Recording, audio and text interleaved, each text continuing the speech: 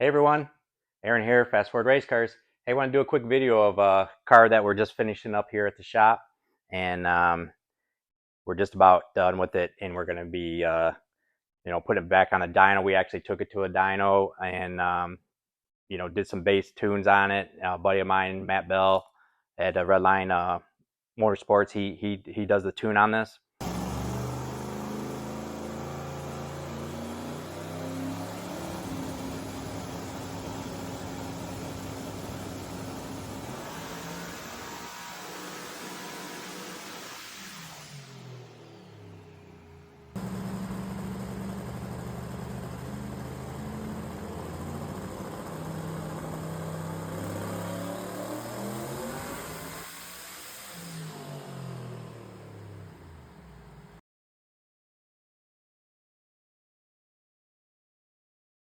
We dynoed it, and we only had eight injectors in here, and we made close to 2,400 horsepower with eight injectors. But we knew we needed 16 injectors, and we had to do some other things on the car, so the car came back, and now we got 16 injectors in there, and then we're gonna really let this thing rip on the dyno on the next time out, and it's gonna make real good power. I'm gonna explain a little bit here about the car itself. So basically, we built this engine here in house.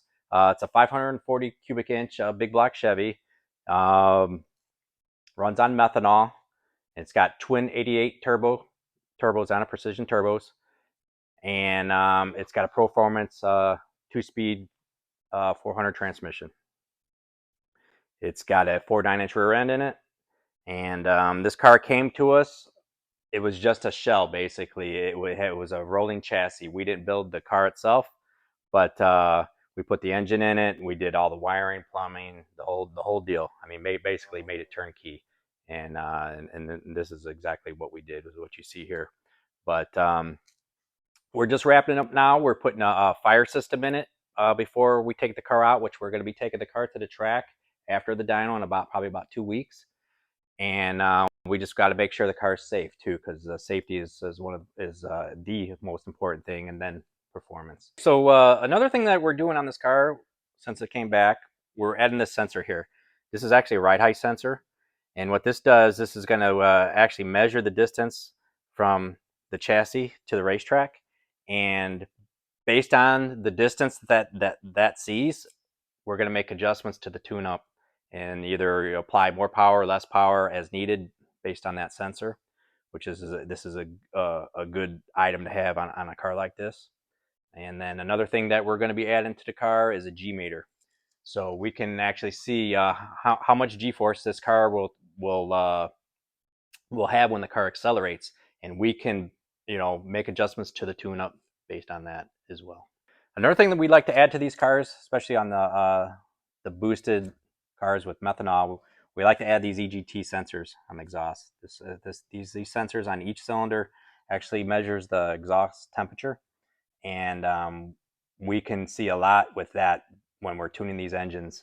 And the temperature of the exhaust gas is critical on these engines, and based on what we see there, we can also make changes to the tune-up. Another thing that we're doing here, which is one of the last things we normally always do, is once the cars are built, then we scale the car, we see where the weight comes in at, and then we make adjustments based on what we see with the scales. So if we come around here, you see we got the scales set up. We'll bring the car back down, and we'll weigh the car, and it will tell us the weight on each wheel of the car.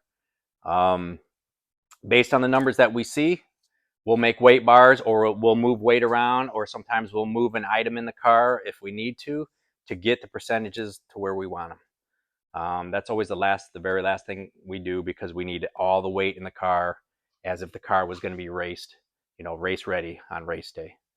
So yeah, so that's the engine. It runs really good. And then we'll do a video once we get it back on the dyno with the 16 injectors, which is what it has. And then if you come around in the inside, show you all the work that we did. So we did all the wiring. As you can see with these cars are real intricate with with the fuel injection and the turbocharger. And there's a lot of systems in these cars that that they have to be proven out. and it's complex, as you can see. But when this car came, it was just the roll bar in here, just the cage, the chassis, basically, and we did all this. But you can see there's a lot that goes into these cars. It's got a Fuel Tech FT600 fuel management system, and then also too, the customer bought the Race Wire Solutions basically wiring system, which was the first time we ever used this, and it was really nice actually.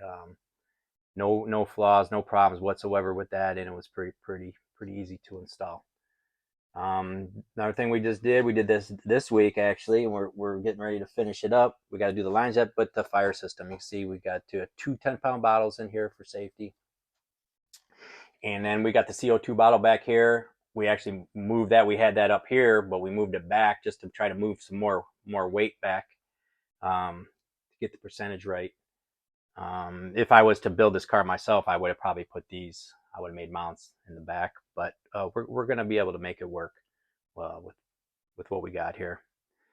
We got some quick connectors here for the transmission, so we can put a trans cooler on the transmission between rounds, cool the trans fluid, and then also too, all this stuff, everything you see here is actually behind the dash. The dash is Zeused in with some quick fasteners, and you don't actually see any of this. So when it's all said and done, it looks really clean and real sanitary.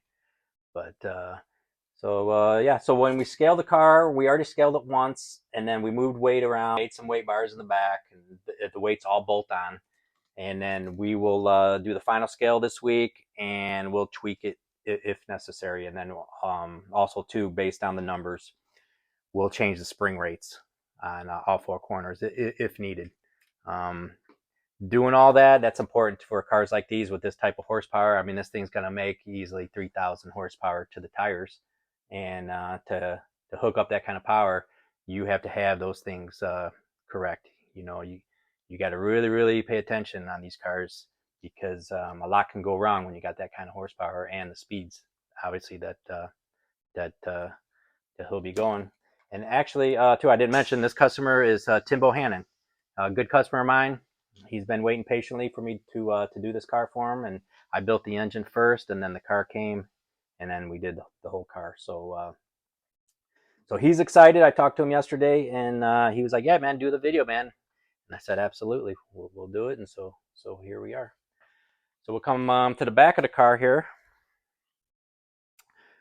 Got the parachutes here, and then we got this tank here. This is basically for a burn down tank.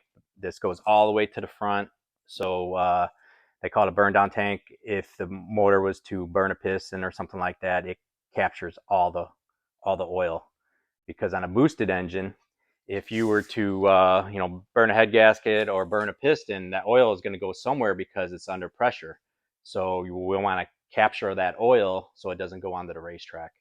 And that's one reason why it's in the back of the car.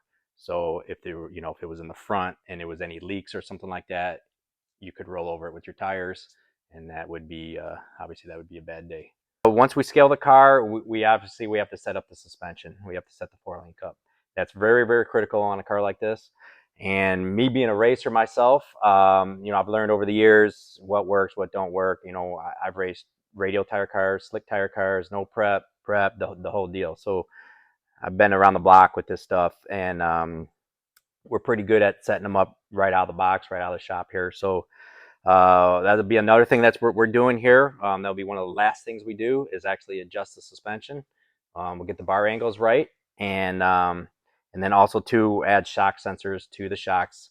As you can see, that's critical when we're going down the racetrack to see what the shock sensors are telling us, and we can make shock adjustments based on that.